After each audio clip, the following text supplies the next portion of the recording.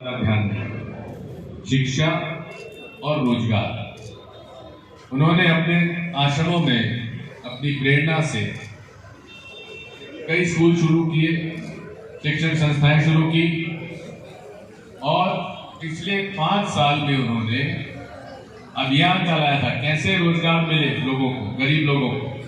तो जो महात्मा गांधी का रास्ता था, हाथ से कटा हुआ सूत और हाथ से बुना हुआ कपड़ा, जो कि हमारे आजादी आंदोलन का प्रमुख था, और आज भी कांग्रेस के सदस्यों को हाथ से कटा हुआ, धागे का बना हुआ और हाथ से बुना हुआ कपड़ा पहनना चाहिए, जो हम लोग पहनते नहीं है, क्योंकि कांग्रेस के सदस्यता लेते समय ये बाध्यता है, ये जो है ये हाथ का कटा हुआ और हाथ का बुना हुआ खादी है।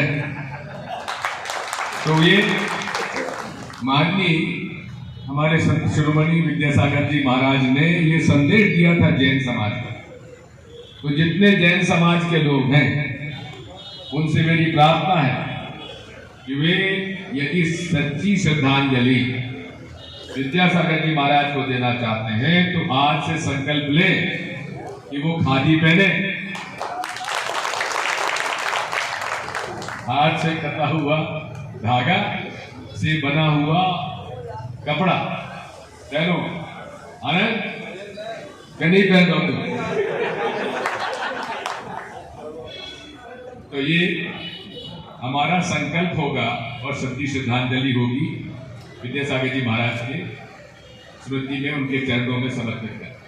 साथियों, मैं राजनीति में कोई ज्यादा सक्रिय नहीं था, मेरे स्टूडेंट ही।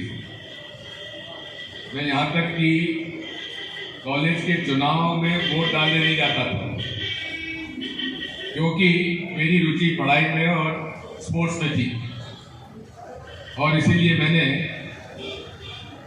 हॉकी और क्रिकेट में यूनिवर्सिटी को 4 साल रिप्रेजेंट किया, इंदौर यूनिवर्सिटी, और स्पोर्ट्स खेला जाता है उसमें नेशनल ट्रॉफी रैंकिंग मेरी हो गई। लेकिन दाता हुजूर का, मेरे पिताजी का देहांत जब हुआ, मैं फाइनल ईयर में था, 5th ईयर में था, और मैंने अप्लाई कर दिया था इलिनॉय यूनिवर्सिटी में मास्टर्स डिग्री के लिए इंडस्ट्रियल इंजीनियरिंग में, यूएसए। लेकिन जब इंजीनियरिंग करके मैं लौटा तो मेरी माँ ने मुझसे कहा कि तुम अब कहाँ जाओगे, बड़े बेटे हो, कच्ची गृहस्थी, तुम अब रुक जाओ। रुक गया। अब जब रुक गया क्या करें, वहाँ नगर पालिका का चुनाव हुआ दावोगढ़ में, इस सन 69 की बात।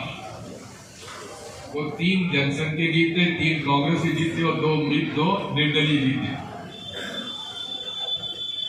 अब किसको अध्यक्ष बना? पहले वार्ड का मेंबर होना जरूरी नहीं था,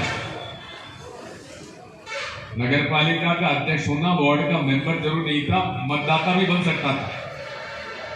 तो सबने मिलकर कहा कि अभी नए युवा आए, राजा, इनको बना दो, तो मैं बन गया।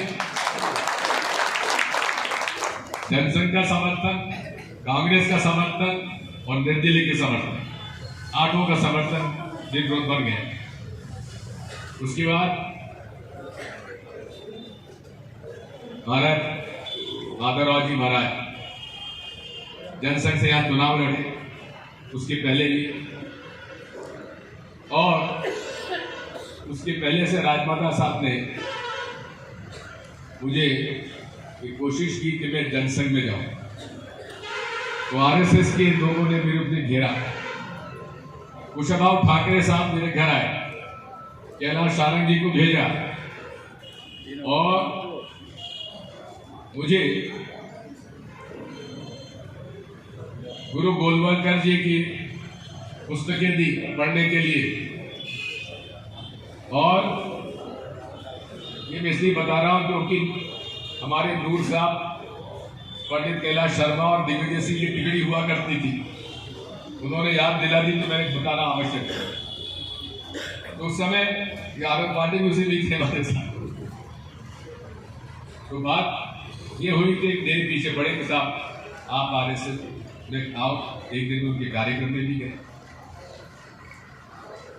मेरे पिताजी सन 40 से खादी पहनते थे, कांग्रेस की सदस्यता उन्होंने ले ली थी और 47 तक वो कांग्रेस में रहे। लेकिन जब महात्मा गांधी ने कांग्रेस के लिए कहा कि अब इसको रचनात्मक कार्यों में डालना चाहिए, इसे राजनीति में नहीं पढ़ना चाहिए, तब उन्होंने इस्तीफा कांग्रेस से दे दिया और सन 52 में चुनाव लड़े निर्दलीय। और उस समय सरदार यादव साहब और रेड्डी जी लड़े कांग्रेस से, सरदार यादव साहब लड़े महासभा से, तो निर्दलीय चुनाव जीत के हमारे पिताजी गए सन 52। उसके बाद हमारी सीट हो गई आरक्षण। तो मैं जो बता रहा था आपको कि कैलाश सारंग जी की ड्यूटी लगी के साथ दिग्विजय सिंह को दौरा कराइए, मुझे राजगढ़, शाहजहाँपुर, मंदसौर का दौरा कराया।